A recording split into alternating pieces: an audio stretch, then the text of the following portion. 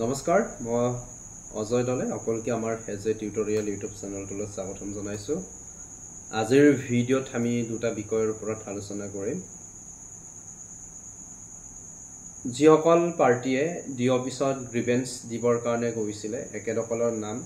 দ্বিতীয়খন মেটাৰ তালিকাত অন্তৰ্ভুক্ত হ'বনে নাই তাৰ পাছতে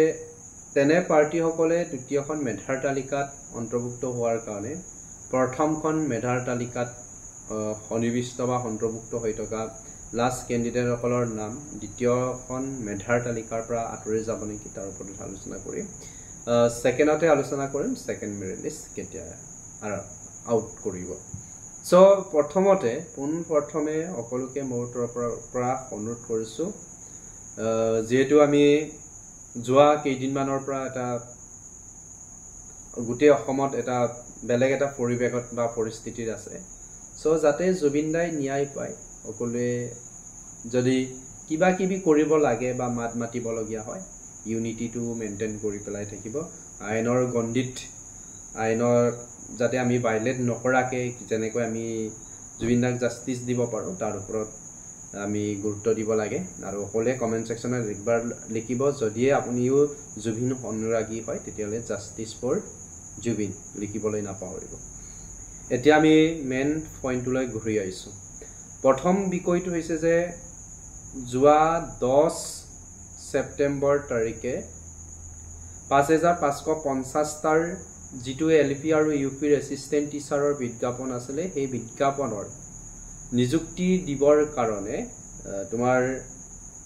প্ৰথমখন মেধাৰ তালিকা প্ৰকাশ কৰা হৈছিল আৰু সেই মেধাৰ তালিকাখনত আমি দেখিলো যে বহুতখিনি ইস্যু থাকি গল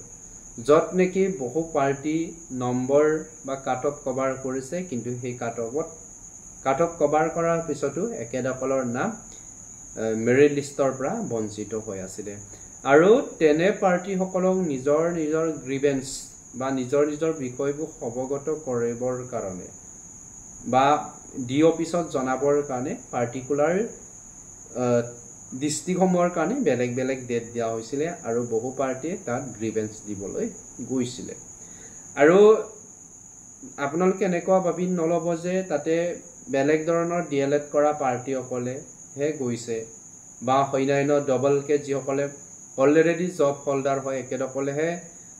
কাট অফ কভাৰ কৰাৰ পিছতো বঞ্চিত হৈছে তেনেকুৱা নহয় বহুত নৰ্মেল কেণ্ডিডেট যিসকলৰ সম্পূৰ্ণৰূপে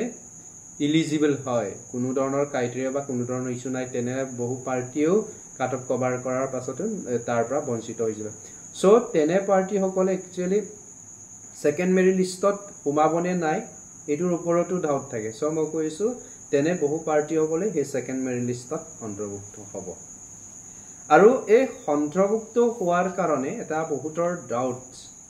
বিশেষকৈ যিসকল পাৰ্টিৰ নাম একেবাৰে ক্ৰবিং নাম্বাৰ লাষ্টৰ পালে আছে ধৰা তোমাৰ লখিমপুৰৰ কথাটো কম সাপোজ লখিমপুৰত ইউআৰ ক্যান্ডিডেটৰ আছে সাপোজ মই এটা অনুমানিক ধৰিছো আৰু 200 কিবা এটা আছিল নহয় সাপোজ 20 টা আছে বুলি কৈছো 200 কিমানটা আছিল পাহৰিছো একজেক্ট মনত সাপোজ 20 টা আছে বুলি ধৰি লৈছো তাতে 20 টাৰ উল্লৰ পৰা সাপোজ 16 17 18 19 not number ক্ৰমিকত থকা বহু পাৰ্টি চিন্তিত হৈ আছে যে একেদকলতকৈ যদি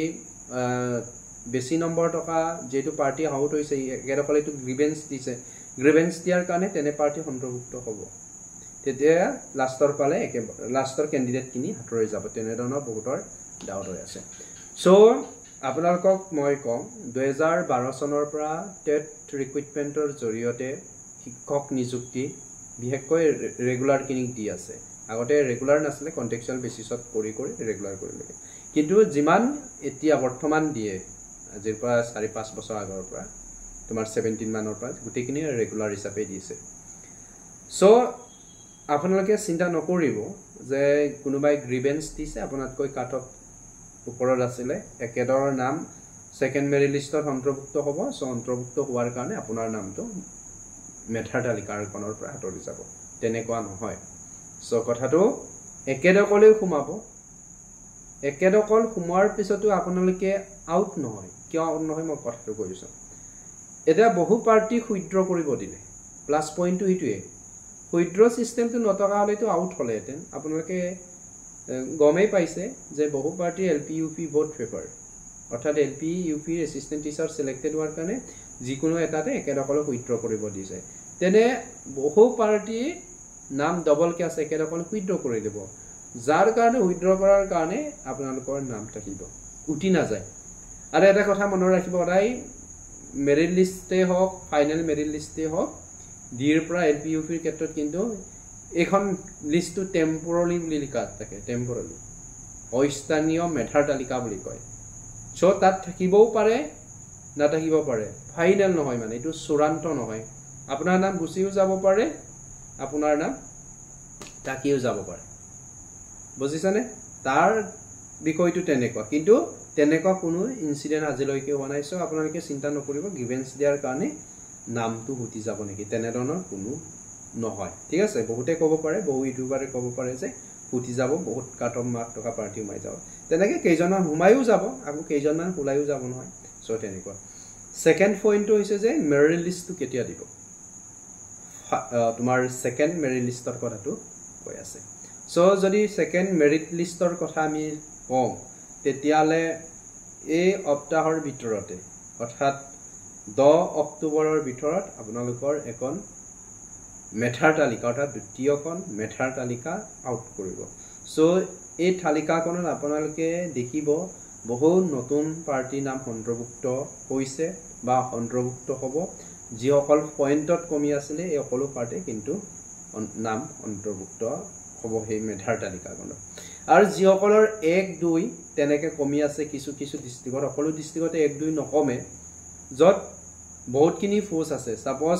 সুনিতপুৰৰ কথাটো যদি কওঁ তাতে 203টা কিমান আছিলে তাতে যদি কাৰোবাৰ 100,000ৰ ক্ষেত্ৰত 1 কমি আছে তেতিয়ালে বহু পাৰ্টিৰ নাম সোমাই যাব একলৈকে কমিব কিন্তু ফাইনেল মেৰিট লিষ্টটো মই হোপছ ৰাখিছো যে সুনিতপুৰ বা লখিমপুৰ নিচিনা বা নগাঁৱৰ নিচিনা জিলাসমূহত